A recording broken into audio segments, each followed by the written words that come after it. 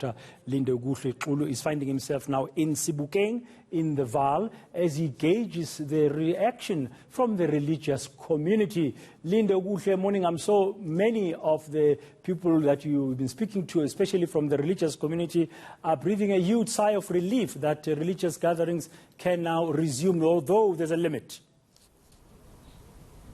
Well, we're expecting, Praten, that it will be indeed a sigh of relief. But of course, this is not without the pushback for many of the religious organizations, simply making sure that their word remains one that is eminent in front of government, to say that they do want churches to open. And finally, today it has happened. We understand the president did, in fact, ease some of those restrictions as far as the religious gatherings are concerned. But I just want to bring into our conversation, Praten, John Radebe, who is an apostle here at God's Power Ministries. Thank you so much. You are also part of the forum here in Sebokeng of the churches, and in fact, you were part of those demonstrations, that meeting among churches to call for this, and today it's finally happened. Perhaps if you can give us your reaction to the easing of these restrictions. Yeah, but prior to that, it was actually not a demonstration when we had. It was actually a press briefing whereby we wanted to use that platform to actually speak our concerns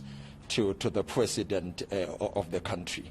That was basically that. It was nothing else but that press briefing. But then I have to say, indeed, we are happy about the final outcome, that the churches are open. We are excited about that. You should remember that the church actually plays a vital role as a major source of many social services within the society. So when you deprive the church an opportunity to gather together, you deprive the society, you deprive the community that gets this ministry from the church. It's not only that, but again, the church also is a major, she plays a vital role in actually when we talk about the economy.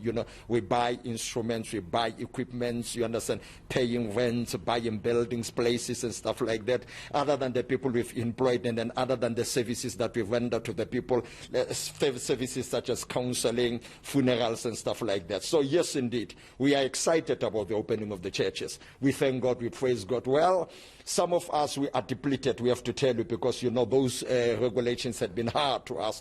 So now it's time that we need to regroup and see how do we pick up the pieces and move on. And we trust the Lord that we will move from strength to strength.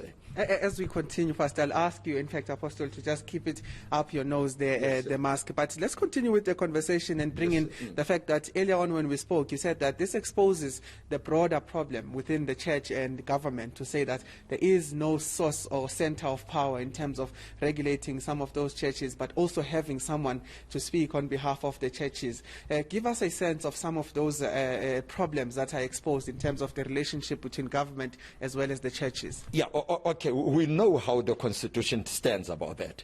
But here is my take. If there was a minister of religion, it was going to be, it's because a center of power was going to be there. You understand? And then certain issues actually were going to be directed to somebody else. And then we were going to be able to avoid problems like this. So unfortunately, there is no representative for the church in parliament. And you can see there are so many activities that really needs attention. You understand that? Now, if we stand, we thought actually that ministry, the ministry in religion and stuff like that, that on its own posed a whole lot of problems. And just a very quick one from myself. In terms of moving forward, we know that we're moving towards Easter season and the restrictions remain in terms of the capacity. How is the church viewing that in terms of the restrictions that are in place, particularly as we move on to such important Easter holidays for the religious sector? You know what? We complied. I have to tell you something. The church complied. If you want to find somebody who is the great listener of the government, according to the scriptures, it is the church. You have seen it yourself. We did our best to obey the government, and we complied. The truth of the matter is this: we are excited that the churches are open. Yes, indeed, we will stick to those. We will stick to those restrictions. All we needed was for the church to open and for the momentum to build. You understand? And for the church to be able to do those services that she has been doing all along. All right. Thank you so much, Apostle. I think we'll leave it there for now. Okay. in the interest of time, but certainly giving us the fact that the churches are in fact relieved that after so many attempts to get government to heed their call, the churches are finally allowed to operate even under this adjusted level 3, and they are saying that they will continue to adhere to some of those regulations as they've always been, and they're saying that they have in fact been the example of the many organizations that are adhering to some of the regulations put in place by government. Thank you very much, Lindokuhle Xulu.